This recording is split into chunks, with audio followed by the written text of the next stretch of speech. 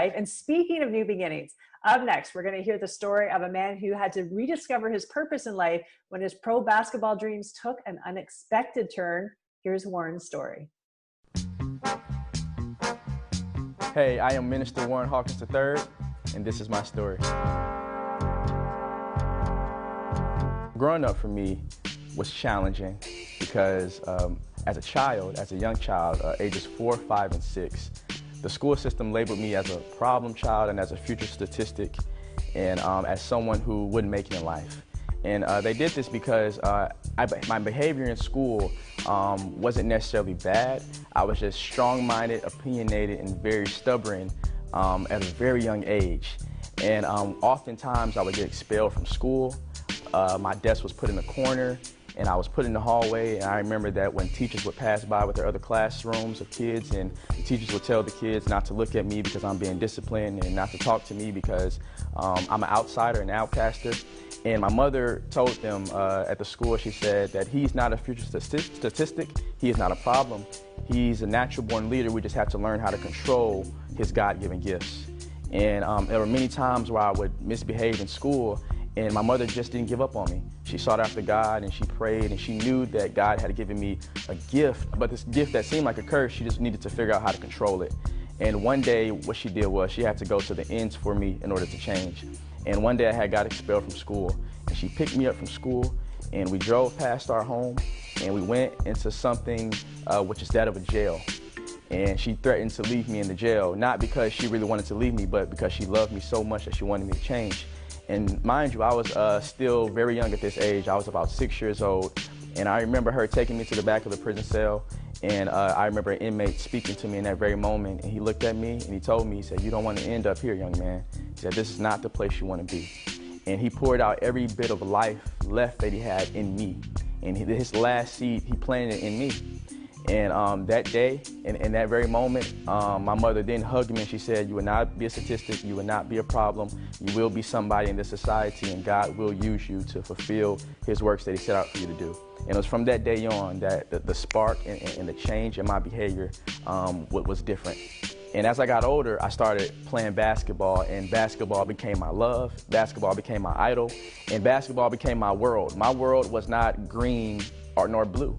My world was orange and black and that of a basketball, because I idolized basketball with everything that I had with me as I grew up as a child. And basketball became my end-all be-all of life and my foundation of who I was and my destruction of who I was becoming.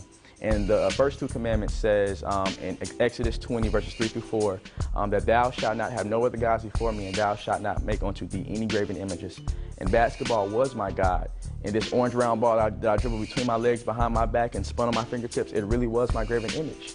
And as I got older, and as I became a freshman in high school, it seemed as though that these basketball dreams that I had to play Division I college basketball, to play in the NBA, it seems that I was on track to reaching those dreams. Because my freshman year of high school, I had gotten so great in basketball that it brought me so much publicity, notoriety, and pretty much local fame in my hometown of St. Louis. And I was getting recruited, I was being respected amongst players, amongst scouts, and just amongst my peers in the community.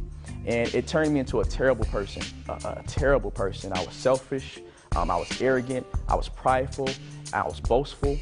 And little did I know that this world that I once knew would soon come halting down to an end. And what happened was the school that I went to my freshman year of high school that brought me so much success ended up closing down. So this meant that I had to go to a new high school and have a new team with a new coach for my sophomore year of high school. And this new coach at this new school, he wasn't necessarily fond of my game. And throughout the whole season, I had to sit on the bench.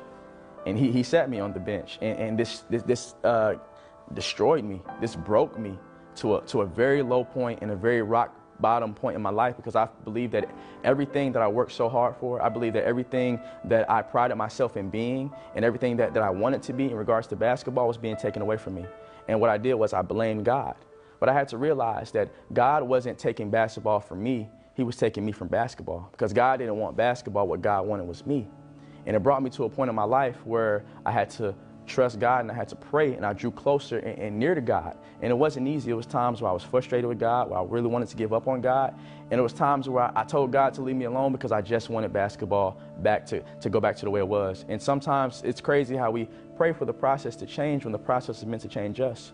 Because when the Lord takes our life in a path or in an angle that we do not put in the GPS, it means that he's taken a detour to our hearts. And the Lord had taken a detour to my heart, and one that I could not understand at the time, simply because I had basketball set in my mind. And I came to tell anybody who's watching in this very moment that when God does something unexpected in your life, that when God says no to what you want, he wants you to say yes to what he has. And it does not mean that you are cursed, it means that you are chosen. It does not mean that you are restricted, it means that you will be rewarded. It does not mean that you are being set aside by life, it means that we are being set apart by the Most High God. And it does not mean that we are being punished but blessed. And it does not mean that we are being smothered by covered by the hand of God. And it does not mean that we are being buried but planted. And I had to realize that God planted me in a point in my life so that I can sprout, blossom, and bloom to the fullest potential that he had for me. And I want people to know that it is through our process that we can discover our calling. It is through our process that we can discover our purpose. It is through our tears that we discover our nourishment. It is through our mess that we discover our message. It is through our scars that we discover our stars. And I want people to know that regardless of who they are, regardless of what they've been through, that God has a purpose and plan for their life. The fact that they've been through it, God can use it.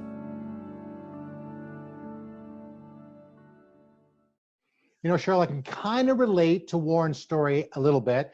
I also spent time in the hallway because of my behavior. Now, it wasn't that I was really a bad kid, but you might find this hard to believe, but I actually talked a lot when I wasn't supposed to be in. I can't believe that. No. I know.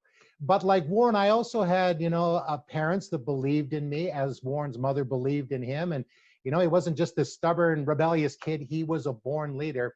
And, it's just great to see how Warren's life turned out.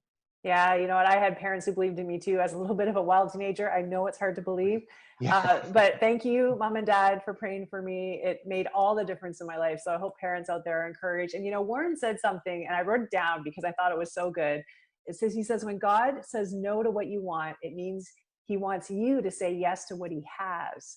And you know what? You only get those kinds of insights when you look back on your life. I've had that many times where I said, God, why are you saying no to this good thing? Or, this person or situation, and looking back later, it all becomes clear to me, or what he had was so much better. And the whole point of all of it is trust in God.